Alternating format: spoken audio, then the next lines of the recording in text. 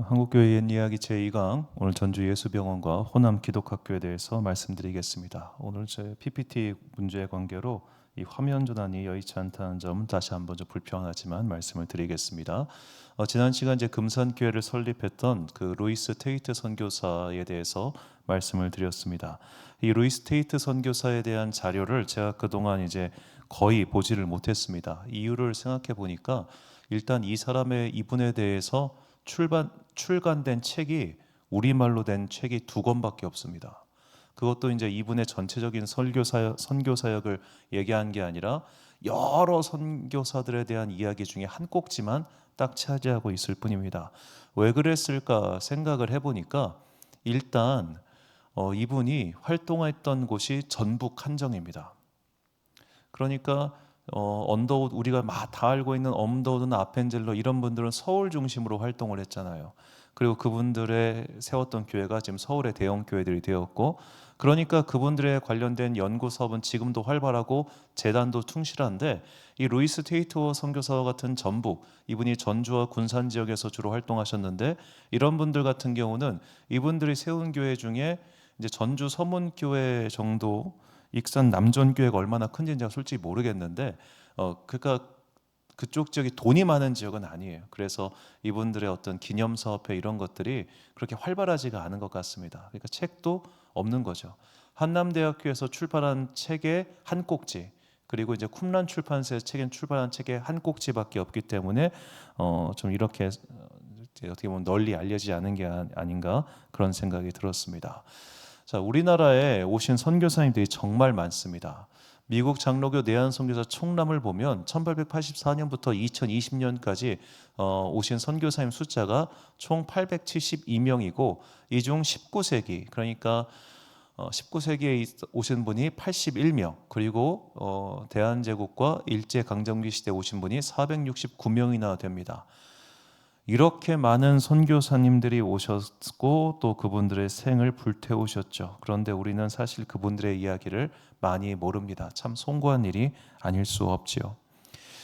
자, 이렇게 오셨던 많은 선교사님들 중에 초창기에 오신 분들로서 미국 남장로교회 선교사이면서 호남 지역을 중심으로 활동했던 7명의 개척자와 같은 선교사님들이 계십니다. 자, 이분들인데 전혀 이름이 지금 안 보이시겠죠? 이제 7인의 선교사라고 하는데, 이 언더우드 선교사의 강연을 듣고 조선 선교를 결심한 이들로서 이들이 1892년도에 제물포에 입국해서 활동했습니다. 말씀드렸던 루이스 보이트 테이트 선교사와 그의 동생 메디 테이트 선교사. 자, 이 테이트 선교사의 부인인 잉골드 선교사가 전주 예수병원 설립에 기여하신 분이고, 메디테이트 선교사는 기존 여중학교 설립에 기여하신 분들입니다. 계속해서 말씀을 드리겠고요. 그리고 윌리엄 전킨 선교사, 이 전킨 선교사가 이제 익산 남전교회 개척하시고, 또 이제 기전여고, 이 기전이라는 것 자체가 전킨 선교사를 기념한다는 뜻이 바로 기전입니다. 그리고 그의 부인 메리 레이먼 전킨 선교사, 이분이 사실상 이제 기전 여중여고를 하신 분이죠. 윌리엄 전킨의 부인, 남편 같은 경우는 필요하니까 이제 교장을 하신 거지 부인이 실제로 다 했다 이렇게 볼 수 있겠습니다. 그리고 이제 윌리엄 데이비스 레이놀즈, 이 레이놀즈 선교사는 유명한데, 왜냐하면 이분은 성경 번역이나 이런 걸 교육을 잘하셨기 때문에 그때 평양신학교에서도 가르치고 그랬거든요. 이분이 신흥학교, 그러니까 오늘날 신흥 중고등학교를 만드셨습니다. 그리고 그분의 부인 패시 볼링 레이몰드 선교사님, 그리고 리니 데이비스 선교사님 계시는데, 이분은 전주 예수병원, 이 뒤에 또 말씀을 드리겠습니다. 설립에 크게 또 기여하신 분이십니다. 자, 이렇게 7명이 전주 선교, 그러니까 전북 선교를 결정하고 오셨을 때가 전부 다 20대 시절입니다. 20대 시절에 자기가 모두 이 조선 사역에 자기의 인생을 던지겠다고 결심한 것이죠. 자, 언더우드 선교사가 잠시 안식년을 맞아서 미국 와가지고 미국에서 가만히 있는 게 아니라 돌아다니면서 조선이란 나라가 있고 이런 선교가 필요하다고 얘기할 때 주로 의료 쪽에 활동했던 분들이 쭈루룩 왔던 게 바로 이분들이었습니다. 그러니까 미국에서는 정말 공부 잘하고, 예를 들어 이따 보겠지만 이 루이스 테이트 선교사의 부인이셨던 마티 잉골드 여사 같은 경우는 그 당시 여자 의과대학 수석 졸업자입니다. 졸업하자마자 그 해에 제물포 들어와서 바로 전주로 내려와서 활동하셨던 분이세요.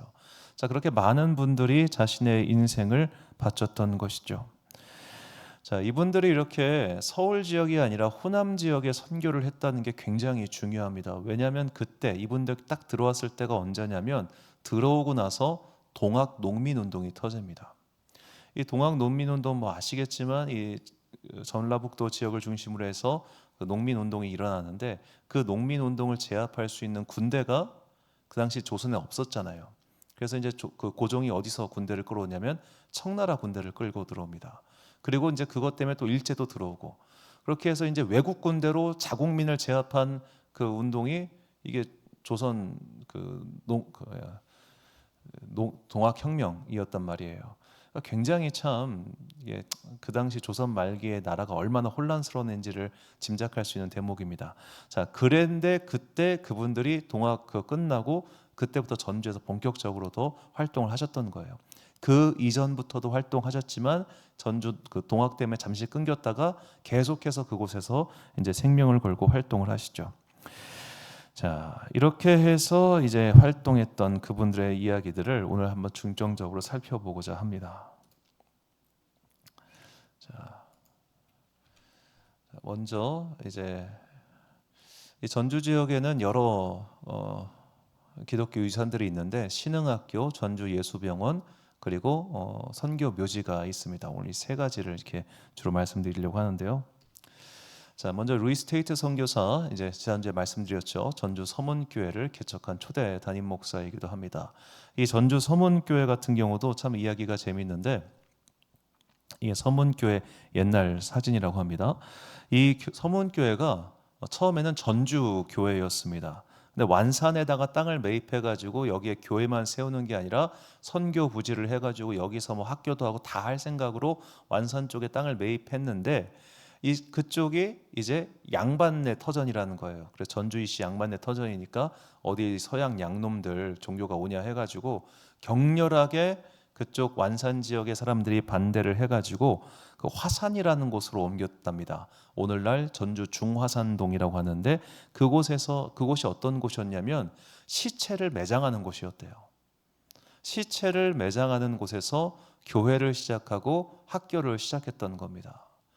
자, 그러다가 이제 이렇게 사람이 많아지니까 더 이상 이제 그쪽 동네에 있을 수 없어가지고 이 교회가 그 당시 전주성의 서문 밖에다가 이제 교회를 이전해서 건립하게 돼서 그래서 서문박 교회라고 불렀다가 그 다음에 그냥 지금은 서문교회라고 그렇게 부르고 있더라고요. 그래서 지금 이제 합동측 교회인데 그러니까 이 교회가 전라북도가 아니라 호남 전체 1호 교회입니다. 굉장히 오래된 역사와 전통이 있는 교회라고 하던데요.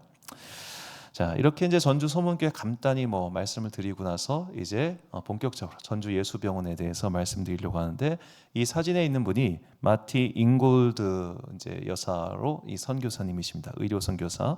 이분들이 이제 볼티모어 여자 의과대학 졸업하시고 나서 졸업한 바로 다음에 11월에 전주에 도착하셔서 그 이듬해 1년 후에 이제 이게 진료소를 시작합니다.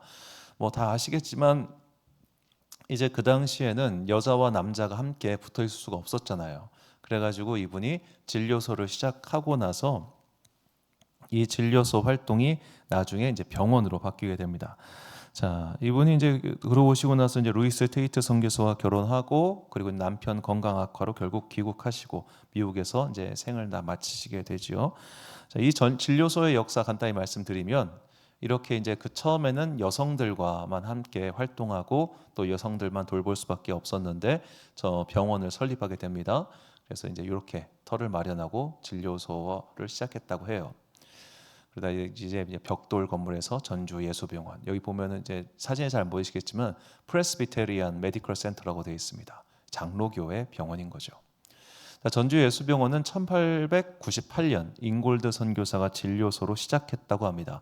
이것도 조금 그 연도가 달라요. 어디서는 이제 인골드 선교사라고 하고 또 어디서는 또 다른 선교사라고 하는데 여하튼 그때 이제 같이 비슷하게 시작하다 보니까 그랬던 것 같아요. 그러니까 해리슨 선교사가 97년도에 시작을 했다는 기록도 있고 인골드 선교사가 98년부터 시작했다는 기록도 있습니다. 여하튼 저 해리슨 선교사는 남자 의사분이신데 이때 이제 이분이 진료소를 갖다가 예수 병원으로 이제 건축을 하신 거예요. 좀 더 확장한 거죠. 그리고 아까 우리가 봤었던 그 7명의 초창기 선교사였던 리니 데이비스 선교사와 이제 결혼을 하십니다. 자, 이 리니 데이비스 선교사는 진짜 대단한 분이신데 뒤에 좀 말씀을 드리겠습니다만 오늘 진짜 너무 불편하다. 자, 이 리니 데이비스 선교사님이 이제 해리 선교사와 결혼하시고 지금 전주 기독교 선교사 묘지에 이렇게 묻혀 계십니다. 자녀가 셋을 낳았는데 셋 다 전주에서 죽었습니다. 전염병으로. 그리고 이분도 전염병으로 돌아가세요. 그렇게 해서 이제 지금 남편, 부인, 자식 셋이 다 저기를 이렇게 묻혀 있는 겁니다. 이분이 진짜 20대 젊은 나이에 한국에 와가지고 1년 동안 복음을 전파한 사람 숫자가 1,800명이랍니다. 1년 동안 전도한 사람 숫자가. 진짜 대단히 열정 있는 그야말로 하나님의 사람이었죠. 그래서 이제 전주 지역에서 계속 전염병 환자를 돌보다가 간호사로 돌보다가 자기도 전염병 걸려가지고 그렇게 사망을 하신 거예요. 순직하신 거죠. 참 귀한 하나님의 일꾼이 아닐 수 없습니다. 자, 이렇게 이제 그 전주 예수병원 시작을 했고요. 자, 전주 예수병원이 이제 그 1912년도에 30병상 규모의 병원으로 건축되었고, 그리고 1950년도 예수병원 부속 간호학교를 설립했고, 1987년도에 이르러서 드디어 13대 병원장에 최초의 한국인 병원장이 이렇게 가시게 됩니다. 자, 왜 이때부터 최초의 한국인이고 그 전까지 전부 외국인이었냐? 바로 이때부터 그 모든 병원 재단에 대한 어떤 재산 관계 일체를 다 한국 장로교에 넘기셨기 때문입니다. 그 이전까지 이제 외국인들이 계속해서 이렇게 관리하고 경영하다가 이전부터는 계속 이제 장로교에 넘겨주신 거죠. 이걸 뭐라고 말할 수 있냐면, 자, 우리가 외국에 어떤 선교 전진 기지를 지었습니다. 건물을 세우고 학교를 세우고 병원을 지었습니다. 이게 세월이 지나면서 이제는 그 현지인에 다 넘긴 거예요. 재산 일체를. 이게 얼마나 대단한 일이냐면 저는 아직까지 그런 사례를 많이 보지 못했습니다. 한국 교회가 해외에 설립한 병원, 학교 등 그런 일체를 다 현지인들한테 넘긴 사례를 제가 이렇게 많이 보지 못했어요. 왜냐하면 이 한국 교회 입장에서는 그렇게 한번 현지인들에게 이런 게 가면 이게 한국 교회와는 다 끊어져 버리거든요. 그러니까 이게 아까운 거예요. 우리가 이렇게 막 수십억씩 해가지고 한 건데 너무 아깝다. 이런 마음들을 교인들이 갖고 있다 보니까 현지인들 잘 안 넘기고 계속해서 한국인 선교사가 어떻게 보면 이제 계속 바톤식으로 선교를 활동을 계속하는데, 그런 면에서 봤을 때 이렇게 병원을 세우고 재단을 세웠는데 이걸 다 통째로 넘긴다는 거 정말 쉽지 않은 일인데 이들이 그걸 해냈죠.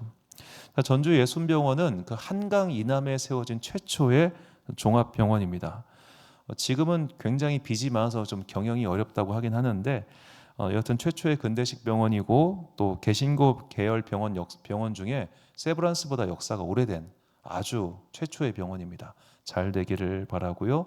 또 하여튼 지금 서남대학교 의대랑 어쩌고 저쩌고 복잡한 일이 있던데 그런 일들이 하여튼 잘 되기를 하나 바라고 있습니다. 자, 이렇게 전주 예수병원 이야기를 마치고요. 이제 호남 기독학원 쪽으로 다시 말씀을 드리도록 하겠습니다. 자, 호남 기독학원이란 이 전주에 있는 기전 여중여고, 그리고 전주 신흥고등학교, 광주의 수피아 여중여고, 순천의 매산중, 그리고 매산고, 그리고 목포의 정명여고, 이렇게가 호남 기독학원이라고 합니다. 자, 이 호남 기독학원 출신들을 제가 많이 봤고 많이 압니다. 그런데 여기 졸업생들 중에서 이제 목사님들 중에 뭐 이쪽 이야기를 하는 분들을 제가 만나 본 적이 없어요. 이 호남 쪽 선교 역사, 호남 쪽 뭐 기독교 역사에 대해서 설교 시간에 이렇게 많은데 왜 이렇게 없나 싶을 정도로 해가지고 제가 이쪽 역사에 대해서 되게 무지하다는 걸 다시 한번 좀 깨닫게 됐습니다. 아무쪼록 혹시라도 이제 이걸 함께 듣는 분들 중에서 이쪽에 대해서 관심이 없었거나 모르는 분들이 이런 기독교 역사가 있구나라는 거를 좀 함께 알아가길 바라는 마음에서 이런 탐방을 시작하고 있습니다. 자, 먼저 이 학교 중에 이제 신흥고등학교 말씀을 드리면, 이 신흥고등학교 이렇게 조그만하게 선교사님에 의해서 레이놀드 선교사가 시작을 합니다. 그리고 이제 1906년도에 예수학교로 교명을 정해요. 그리고 98년도에 신흥학교라고 합니다.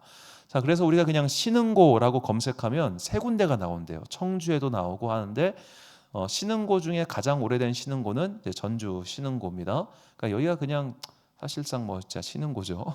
그리고 이제 1915년에 전주 사립기독 신흥학교로 또 개칭을 했습니다. 유명한 졸업자 중에는 그 차병원 그룹 설립자이신 차경섭 박사, 그리고 이제 이단 연구가이신 탕명환 소장, 이분이 이제 통일교회 손에 의해서 암살당하셨죠.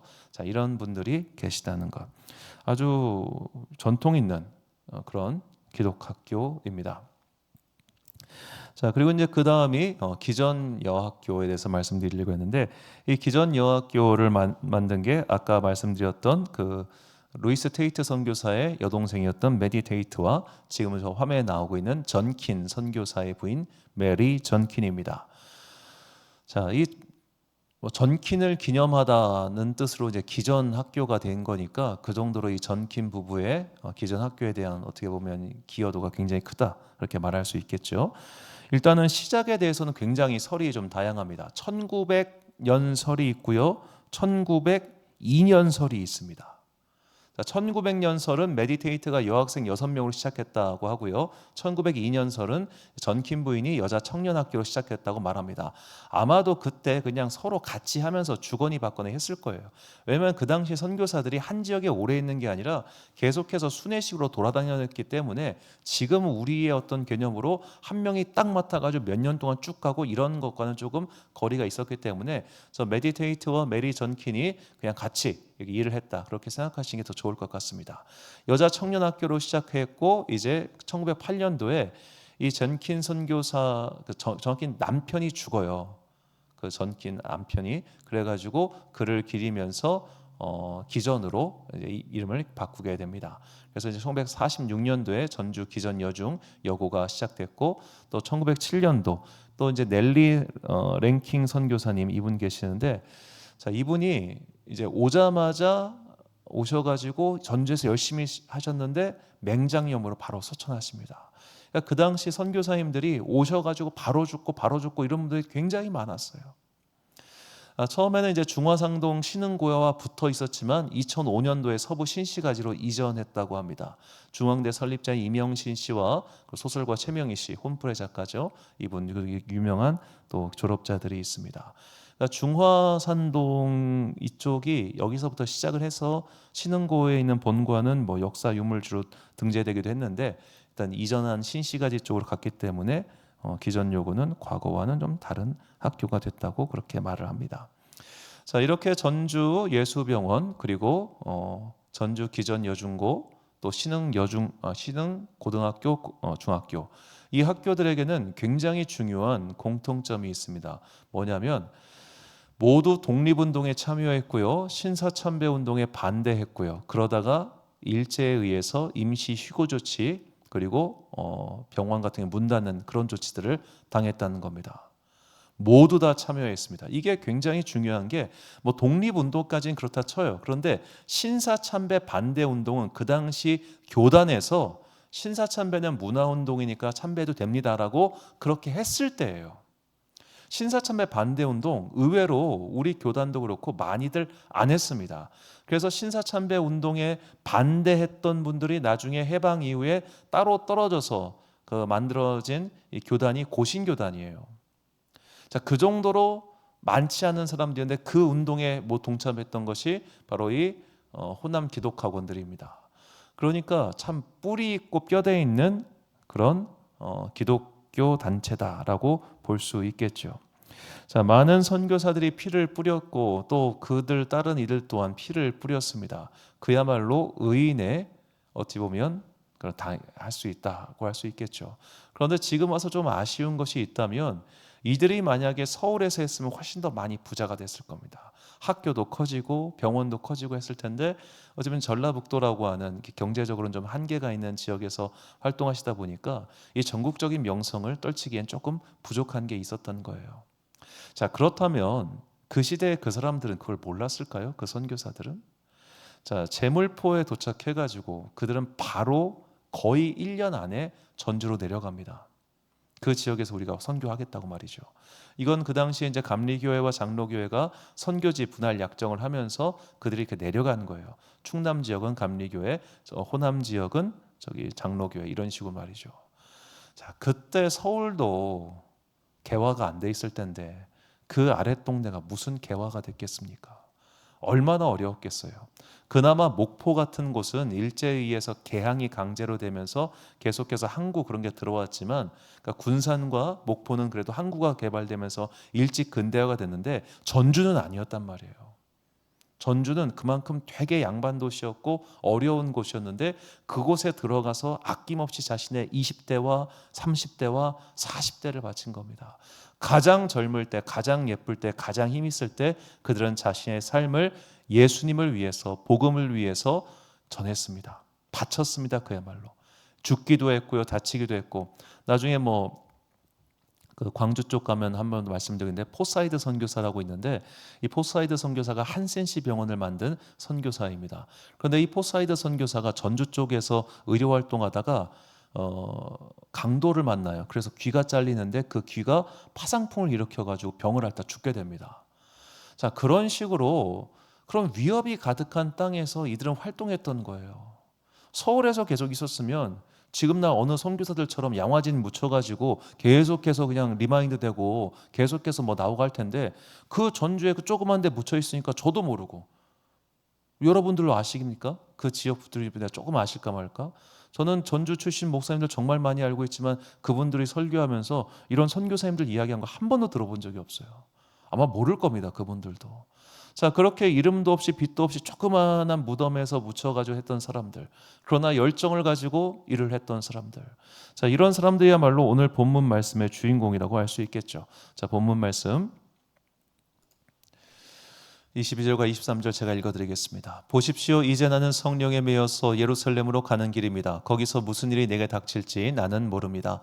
다만 내가 아는 것은 성령이 내게 일러주시는 것뿐인데 어느 도시에서든지 투옥과 환난이 나를 기다리고 있다는 것입니다. 아멘. 자, 어디를 가든지 투옥과 환난이 나를 기다리고 있지만 나는 그것을 두려워하지 않고 끝까지 가겠다. 이것이 사도 바울의 결단이었고 아마도 많은 선교사들이 지금도 이런 결단 속에서 자신의 인생을 주님께 드리고 있을 겁니다. 자, 대학을 졸업하고 가장 창창했던 나이에 자신의 20대, 30대, 40대 가장 활동하기 좋은 그 나이를 하나님께 바쳤던 사람들. 그런데 그들의 삶의 결과 그들은 가난했고 어려웠고 심지어 누대에 걸친 명성조차 얻지 못했어요. 그럼 억울하지 않을까요? 야, 뭐라도 남은 게 있어야 될 거 아니야? 그런 생각을 하지 않겠습니까? 잠언 말씀은 우리에게 이렇게 가르칩니다. 잠언 14장 32절 말씀 보니까요. 의인은 그의 환난에 엎드려져도 의인은 그의 죽음에도 소망이 있느니라. 아멘. 죽음에도 소망이 있는 의인, 그것은 하나님께서 그들의 삶을 기억하시고 그들의 삶 가운데 놀라운 은혜를 지금 천국에서 베풀어 주시기 때문입니다. 그렇게 천국을 굳건히 믿을 때 삶을 내던질 수 있습니다. 천국을 굳건히 믿지 못하면 우리는 오늘도 여기서 그냥 입신양명만 꾀하다가 죽을 뿐이죠. 내 소망이 하늘에 있는가? 이 땅에 있는가? 그것은 그들의 삶이 결국 보여주고 있는 겁니다. 그들은 이 7명의 선교사뿐만 아니라 그 시대의 이 조선이라는 땅에 들어와서 자신의 인생을 걷던 선교사들은 모두 다 젊은 나이에 그렇게 인생을 걸었습니다. 이게 얼마나 어려운 일입니까? 남들은 성공을 향해 가고 남들은 부를 쫓아가고 그때 미국 경제가 얼마나 좋았을 때인지 아세요? 활황을 가고 있었습니다. 활황을. 그런데 그들은 그 시대를 전혀 그런 게 개의치 않고 나를 하나님께로 내던진 거예요. 이렇게 다른 삶을 살았던 사람들이 있었기 때문에 아름다운 믿음의 유산들이 생겨났고, 그 믿음의 유산을 따라서 누군가는 또다시 자신의 인생을 하나님께 바치기 위해 노력하고 있겠죠. 이것이 의인의 죽음에도 소망이 있는 이유입니다. 참 이렇게 멋진 이야기를 하면서 좀 오늘 컴퓨터가 좀 아쉬워가지고 제가 많이 속상한데, 우리도 좀 이렇게 상 받을 짓 많이 해서 하나님께 참 칭찬받는 인생 되기를 간절히 소망합니다. 결단의 말씀 고린도전서 9장 24절 말씀 우리가 찬 목소리로 봉독하겠습니다. 시작. 운동장에서 다름질하는 자들이 다 달릴지라도 오직 상을 받는 사람은 한 사람인 줄을 너희가 알지 못하느냐. 너희도 상을 받도록 이와 같이 다름질하라. 아멘. 사랑하는 지혜빛 광성교회 성도 여러분, 그리고 이 수요일 예배 함께 드리고 계신 귀한 주님의 자녀 여러분, 우리의 다름질도 이들처럼 열심히 한번 달려봅시다. 아유, 난 이미 늦었어, 때가 많이 지났어 라는 생각이 들 수도 있겠지만, 그래도 내가 육신은 비록 많이 낡았을지라도 우리의 마음과 우리의 영혼만은 기도를 통해서 날로 젊어질 수 있습니다. 항상 세계를 품고 기도하십시오. 세계 속에서 고통받고 있는 사람, 신음하고 있는 자들을 위해서 기도하십시오. 나의 기도의 영역이 맨날 내 집안 구석에서 머물러 있으면 그 맨날 도돌이표 같은 기도밖에 못합니다. 기도의 영역을 조금씩 넓혀가서, 특히 이 세상의 어두운 곳까지 우리의 기도의 영역이 확장될 때 우리의 남은 삶이 비록 이들처럼 정말 불꽃같이 타오르는 찬란함은 없을지라도 잔잔하게 어둠을 밝히는 작은 촛불은 될 수 있을 겁니다. 찬란하게 타올랐던 이 7명의 선교사들의 그 거대한 불꽃을 바라보며 오늘 나의 삶에 작은 촛불을 태우는 그런 여러분과 제가 되시기를 주님의 이름으로 축원합니다. 기도하겠습니다. 사랑과 은혜가 충만하신 아버지 하나님, 7명의 선교사들은 모두 자기의 생명을 바쳐서 주님의 나라를 위하여 충성하였습니다. 오늘 나의 삶 가운데도 그런 충성스러운 마음이 샘솟듯 일어나게 하여 주옵소서. 비록 이 세상에서 그 상을 다 취하지 못할지라도 의인은 죽음에도 소망이 있으니 하늘나라의 사랑을 바라보며 오늘도 나의 삶 가운데 작은 불꽃을 태워 어둠을 밝히는 거룩한 주의 자녀들 되기를 간절히 소망하오며 이 모든 말씀 우리 구주 예수 그리스도의 이름으로 기도드립니다. 아멘.